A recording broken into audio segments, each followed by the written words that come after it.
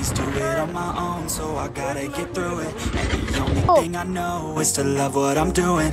Never give up, never slow, till I finally prove it. Never listen to the no's, I just wanna keep moving. Keep my head up when I act, head up, that's a fact. Never looking back, I'ma keep myself on track. Keep my head up, staying strong. আসসালামু আলাইকুম everyone, আশা করি সবাই অনেক বেশি ভালো আছেন। আমিও আপনাদের দোয়া অনেক বেশি ভালো আছি। শুরুতে যে ভিডিওগুলো দেখলেন সেইগুলো দেখতে অনেক সুন্দর হলেও এর পিছনে আসলে অনেক কষ্ট করতে হয়েছে এবার। তো সেই আলোচনাগুলাই আপনাদের সাথে আমি করব, কারণ আপনাদের হয়তো বা কোনো একটা উপকার আমার মাধ্যমে হতে পারে, এর জন্য ভিডিওটা দেওয়া, নয়তো আমি ভিডিওটা দিতাম না। তো দেখতে থাকুন। তো এই যে ভিডিওটা দেখতে পাচ্ছেন, এটা হচ্ছে যে আমার হচ্ছে মেরিন ড্রাইভে আমরা অলরেডি চলে গেছিলাম অনেক দূর পর্যন্ত। তারপর আমরা ঘুরে আসার সময় আমি ভিডিও ক্যামেরাটা অন করি, কারণ হচ্ছে আমি আপনাদেরকে দুইটা কাহিনী বলবো। এক হচ্ছে যে আমার বাইক রেন্ট নেওয়ার পরে কি কি সমস্যা হয়েছে আমার, আর দ্বিতীয় হচ্ছে যে বিজিবি 3 জায়গায় এবার মানে আমাদেরকে গতিরোধ করে, সেই জায়গা থেকে কীভাবে আমরা বেঁচে যাই বা কী কারণে গতিরোধ করতে পারে আপনাদেরকে জানিয়ে দিতে চাই। তো শুরুতে আমি বলি যে বাইক রেন্টের কাহিনীগুলা, যে প্রথমে আমরা বাইকটা রেন্ট নেই হচ্ছে কলাতলির থেকে, যেটা ভিডিও আপনারা অলরেডি শুরুতে দেখতে পেলেন। আমরা টোটাল 3টা বাইক রেন্ট নিয়েছিলাম। তো 3টা বাইক আমরা 200 টাকা ঘন্টা হিসাবে নেই, তেল খরচ আমাদের, আর এই হিসাবে আমরা বাইকগুলো নেই আর কি। তো বাইক শুরুতে চেক করে নেওয়ার কথা, আমরা সব কিছু চেক করে নিই আসলে। আচ্ছা, দৃশ্যটাগুলো দেখেন আর কি, দৃশ্যগুলো আসলে অসাধারণ। টেকনাফের দৃশ্য আসলে আপনাদের বইলা বুঝাইতে পারবো না। টেকনাফের এই রোডগুলো আসলে কত সুন্দর। হ্যাঁ, যদিও আমি এইবার হচ্ছে বাইক রেন্ট নিছি, আর আগে আমি একবার গেছিলাম, তখন হচ্ছে যে আমি একটা ছোট ভাইয়ের বাইক নিয়ে গেছিলাম। তো এই যে আমি বিজিবির কাহিনীটা বলি, এই যে প্রথমে আমি একটা সিগন্যাল অমান্য করি, যেটা আপনি দেখতে পাইলেন। এই সময় আর কি বিজিবি আমাদেরকে আটকায়। তো দেখতে থাকুন।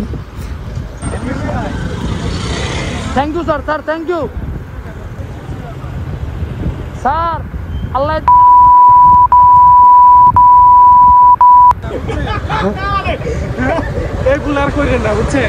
ক্যামেরা আগে বন্ধ করেন, তারপরে না ক্যামেরা আছে বন্ধু।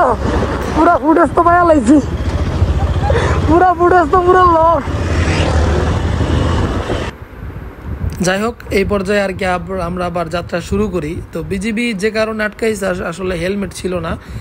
আমার যে ফ্রেন্ডটা ছিল, ও আর ওয়াইফকে নেওয়া ছিল, তো ওরা কথা বলার কারণে হেলমেটটা খুলে রাখছিল। হেলমেটটা খুব একটা ভালো ছিল না, দ্যাটস ওয়াই। তো এই সময় বলতেছিলাম যে তোরা সামনে থাক, আমার পিছনে থাক, এরকম।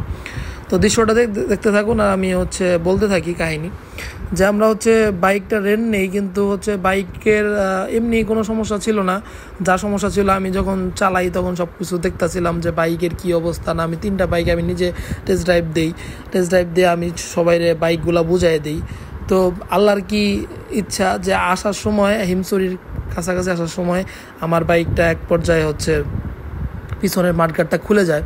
তো খুলে যাওয়ার কারণে আমি তাদেরকে ফোন দিই, তাদের সাথে আমার হচ্ছে ভিডিও কলে কথা হয়। ভিডিও কলে তাদেরকে আমি বুঝাই যে আমার এই অবস্থা, আমার বাইকের মাঠগার্ড খুলে গেছে।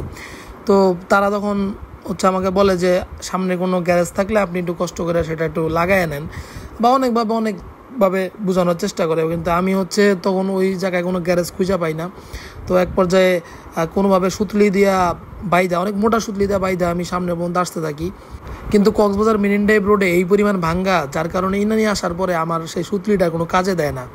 কাজে না দেওয়ার এক পর্যায়ে আবার আগের বারের মতো ছিঁড়ে যায়। তো তখন আমি প্ল্যান করি যে না, এখন আমি আবার তাদেরকে ফোন দিই যে এই অবস্থা, কী অবস্থা করলেন, আমার তো অলরেডি 30 থেকে 40 মিনিট সময় নষ্ট হয়ে গেল। তো আপনারা কি ব্যবস্থা নিলেন? আপনারা তো বললেন যে কোনো সমস্যা আপনারা দেখবেন।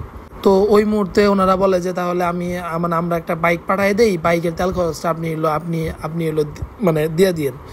আমি নিব হচ্ছে সেবা, তারা আমার কাছে সেবা বিক্রি করতে চাইতেছে।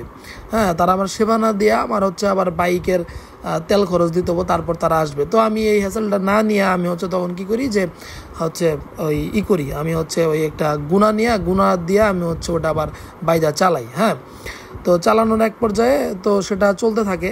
তো আচ্ছা, আপনারা ভিউটা এখন এনজয় করুন। মানে এই যে একটা ভিউ, মানে এটা আপনারা আমি বইলা বুঝাইতে পারবো না, যে এই মেরিন ড্রাইভ রোডের এই যে ভিউটা, হ্যাঁ মানে কি বলবো, এটা মানে বইলা মানে আমি বুঝাইতে পারবো না। তো যাই হোক, এক পর্যায়ে ওই এইটা করি আর কি, বাইদা চালাইতে থাকি আপনার মানে এখন মোটামুটি মুড টুড ভালো হয়। তারপর আর কি এই যে ভিডিওগুলো দেখতেছেন এই ভিডিওগুলো আর কি নেই। তো আপনারা যখন কক্সবাজার এই মেরিন ড্রাইভ রোডে আসবেন সেক্ষেত্রে অবশ্যই আপনারা আপনাদের চেষ্টা করবেন যে আপনাদের সবার জন্য ড্রাইভিং লাইসেন্স থাকে, বা আপনারা হচ্ছে হেলমেটগুলো পরে চালাবেন। আর এই রোডের অটোগুলা, এই রোডের চান্দের গাড়ি যেটারে বলে, এগুলো অনেক মানে স্পিডে চালায়, তো সেক্ষেত্রে এগুলো একটু দেখে শুনে আপনারা চালাবেন। হ্যাঁ, আর সিএনজিগুলো আছে এগুলো অনেক ডিস্টার্ব করে আর কি। এই দৃশ্যটা দেখা এই পর্যায়ে আর কি নিজের আর ধরে রাখতে পারি না, আমি তখনই ব্রেক দিই। যদিও আমার দেরি হয়ে যেতেছিল, কারণ হচ্ছে বাইকের যে টাইমটা ওইটা অলরেডি চলে গেছে, যদিও প্যারা নাই, কিন্তু হচ্ছে কারণ আমি অলরেডি 1 ঘন্টা লস করে ফেলছি এই বাইকের পিছনে। তো যাই হোক, এই ভিউটা জাস্ট একটু দেখেন, মানে মাথা নষ্ট একটা ভিউ না? মানে এই জায়গায় আসলে যত কষ্টই থাক, আপনার সমুদ্রের পাড়ে এইরকম একটা ভিউ পাইলে আপনার কার না ভালো লাগবো, মানে কার না ভালো লাগবো আর কি, সবারই ভালো লাগবে। তো এখন আমি এই জায়গায় দাঁড়ায় যাই, যদি আমার বন্ধুরা পিছনে, এই যে আমার অলরেডি আমার 2টা বন্ধু ক্রস করলো আমারে, এরপরে ভাই আর ভাবিও ক্রস করবে একটু পরে। তো এই ভিউটা আমি এনজয় করি। তো এক পর্যায়ে ওই যে ভাই আর ভাবি ক্রস করলো, তো এই সময় আমি আবার স্টার্ট করি যে না যাই, আবার যাই। তো হচ্ছে এই অবস্থাতে আবার যাইতে থাকি যাওয়ার সময়। তো যাই হোক, যাওয়ার সময় আমি হচ্ছে বিভিন্ন ভিউ এনজয় করতে থাকি। তো যাই হোক, আমি ভিউ আপনারা দেখেন, আমি আমার কাহিনিটা বলি। তো সেই এক পর্যায়ে আর কি তখন কি হয়, ওই বাইক যাওয়ার সময় আবার হচ্ছে ওই পিছনে মাঠঘাটটা ঢুকে যায়, সেটা হচ্ছে সন্ধ্যার সময়। হ্যাঁ, ঠিক এইভাবেই ভিতরে আর কি মাঠঘাটটা ঢুকে যায়। তো এই অবস্থাতে তো আর গাড়ি চালানো সম্ভব না। তো যাই হোক, যেভাবে হোক সেটা খুইলা হাতে রাইখা আবার বাইধা আবার হচ্ছে নিয়ে যাই। তো যাই হোক, নেওয়া যাওয়ার পরে যখন কলাতলিতে যাওয়ার পরে তাদেরকে জানাই যে এরকম অবস্থা হয়েছে, তো আপনারা এখন কি, তখন আমার কাছে তখন তাৎক্ষণিকভাবে তারা 1400 টাকা দাবি করে শুধুমাত্র মাঠঘাটের জন্য। আর 1 ঘন্টা যে দেরি হয়েছে আমাদের আসতে, 3 ঘন্টা 300 টাকা করে 900 টাকা পর্যন্ত আমাদেরকে দাবি করে। তো সেই এক পর্যায়ে এখন কি অবস্থা, আমার তো হচ্ছে মাথা তখন নষ্ট, যে কেমনি কি আমার বুপুর দিয়ে এত বড় একটা ঝামেলা গেল, আমি তো তখন মারাও যাইতে পারতাম, কারণ পিছনের মাঠঘাটটা ডিরেক্ট চাকার ভিতরে ঢুকে গেছে। তো সেটা তারা খেয়াল না করে আমার কাছে তারা জরিমানা চাইতেছে। তো আমি তখন অত্যন্ত মানে তর্ক বিতর্কে চলে যাই, আমি কোনোভাবেই তো আমি টাকা দেবো না, টাকার চাইতে, কারণ আমার কাছে 2800 টাকা মানে টাকার চাইতে আমার জীবন ছোট না। তা আমার কথা হইতেছে যে আমি জীবনের উপর দিয়ে 2800 টাকা দিতে পারবো না। তো এক পর্যায়ে যাই হোক, তাদেরকে আমি বুঝাই যে এই অবস্থা, আমি জানাইছি আপনারা কি জন্য উদ্যোগ নিলেন না, কারণ আমি হচ্ছে বাইক দেখে নিছি, বাইকের প্রত্যেকটা পার্ট আমি ভিডিও করে নিছি, কিন্তু আমি তো হচ্ছে আপনাদের বাইকের ড্রেন নাট খোলা নাকি কোন নাট খোলা এগুলো তো আমি ভিডিও করে নেই। তো যাই হোক, আমি কোনোভাবে তাদের সাথে আমি মানে বাকবিতণ্ডা আমি থামাই না। তো এক পর্যায়ে শেষমেশ তারা আমার সাথে কোনোভাবে মানে শেষ পর্যন্ত আমার সাথে তারা বলে যে সব বাদ দিলাম, আপনি আমাকে 500 টাকা দেন।